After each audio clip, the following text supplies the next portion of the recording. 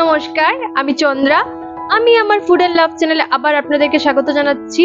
Video দেখে আপনারা নিশ্চয়ই বুঝে গেছেন আমি কোনো মার্কেটে আছি। এটা হলো গিয়ে গুয়াহাটির পপুলার মার্কেট ফ্যান্সি বাজার। এটাকে দিল্লির সরোজিনীও বলা যায়। রাস্তার দুপাশেই এভাবে কাপড়ের দোকান, জুয়েলারি শপ, অনেক কিছু আছে। যা চাইবেন তাই পাবেন। আর আমার মতো যারা বার্গেন করতে পছন্দ করে তাদের জন্য তো এটা পারফেক্ট প্লেস।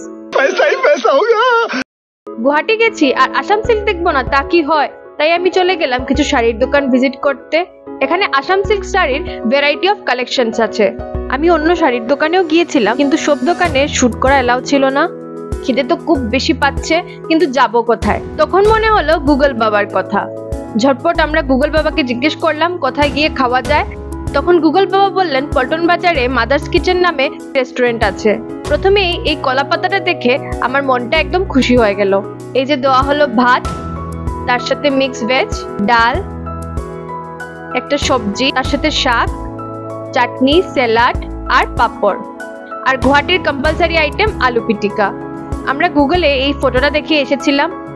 রেস্টুরেন্টটা খুব বাজেট ফ্রেন্ডলি আর অ্যাম্বিয়েন্সটাও ভালো ছিল। এই খিদের পেটকে শান্ত করার জন্য আমি আর ওয়েট করতে পারছিলাম না। শুরু করে দিলাম ঝটপট খাওয়া। সবগুলো আইটেমই খুব টেস্টি ছিল। তার মধ্যে এই সবকিছু আনলিমিটেড রিফিল হয়। শুধু সাথে এক্সট্রা কিছু নিলে ওইটা রিফিল হয় না। যেমন আমরা অর্ডার করেছিলাম একটা চিকেন কারি। আমি তো একদম পেট ভরে তৃপ্তি করে খেয়েছি। একটা জিনিস তো মিস করে দিলাম, সাথে ওদের পায়েসও ছিল। পায়েসটা আমার এতটা ভালো লাগেনি, তাও বাকিগুলো আইটেমের কোনো কথা হবে না। গুগল বাবা কি জয়। বিকেলবেলা আমরা গেলাম গ্রিনউড রিসর্ট খানাপাড়াতে। এই যে দেখুন পুরো রিসর্টটা। এমনিতে রিসর্টটা কিন্তু দারুণ, খুব ভালোভাবে রিসর্টটাকে মেনটেন করা হয়েছে। আমরা ডিসাইড করলাম বাগান ক্যাফেতে যাব। এই যে আমরা চললাম বাগান ক্যাফের দিকে।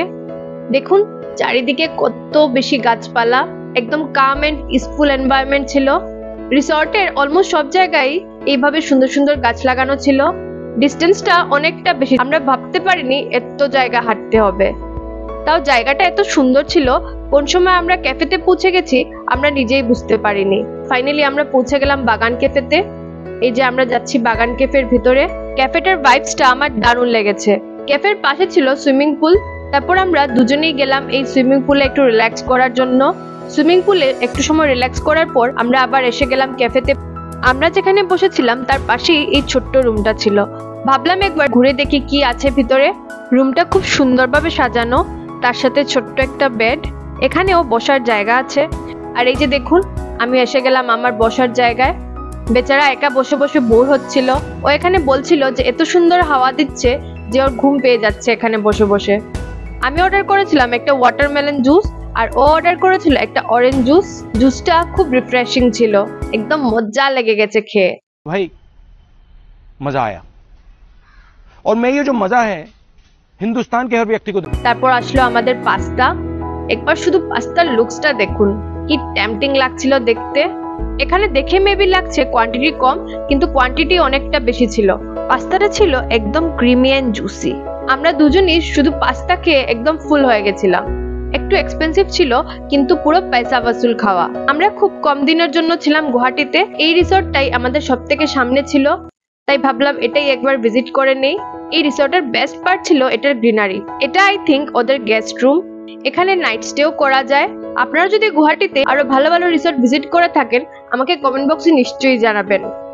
আমি নেক্সট গুয়াহাটি ভিজিট করলে ওই রিসর্টগুলোতে নিশ্চয়ই যাব। হোটেলের স্টাফ আমাদেরকে বলল ওদের আরো দুটো রেস্টুরেন্ট আছে এই রিসর্টের ভিতরে। আমরা তো পুরো ফুল ছিলাম, কিন্তু তাও ভাবলাম এত দূর যখন এসেছি বাকি দুটো রেস্টুরেন্টও একবার ভিজিট করে নেই। তারপর আমরা চলে গেলাম এই রেস্টুরেন্টের ভিতরে। রেস্টুরেন্টটা অনেকটা স্পেশিয়াস ছিল। এটা হলো গিয়ে ওদের ফাইন ডাইন রেস্টুরেন্ট। এখানে ছোট ছোট পার্টিও হয়, যেমন বার্থডে, অ্যানিভার্সারি। আমরা যেদিন গিয়েছিলাম ওই দিনও ওইখানে কেউ বার্থডে সেলিব্রেট করছিল। এটা হলো গিয়ে ওদের আরেকটা রেস্টুরেন্ট, সাথে এখানে বারও ছিল। সবগুলো রেস্টুরেন্টই একটার থেকে আরেকটা ডিফারেন্ট। এটার অ্যাম্বিয়েন্সও আমার দারুণ লেগেছে, স্পেশালি এই পার্টটা দেখুন কি সুন্দর লাগছিল দেখতে। কেউ চাইলে বাইরে বসেও গ্রিনারি এনজয় করতে পারেন। আর এরা হলো এই রিসর্টের সবথেকে ফেথফুল বডিগার্ড, যারা নড়েও না চড়েও না। বাইরে কি সুন্দরভাবে সাজানো হচ্ছে, আই থিঙ্ক কোনো পার্টির প্রিপারেশন হচ্ছে এখানে। রিসর্ট থেকে বেরোনোর সময় এই বেকারিটা আমার চোখে পড়লো, ভাবলাম একবার ভিতরে গিয়ে দেখে আসি। এই বেকারিটাও দেখুন কি সুন্দর, দেখুন কি টেম্পটিং লাগছিল পেস্ট্রিগুলোকে দেখতে, একদম কোজি অ্যাম্বিয়েন্স ছিল। কোনো সুইট ডিশই আমরা ট্রাই করিনি বিকজ আমরা দুজনই পুরো ফুল ছিলাম।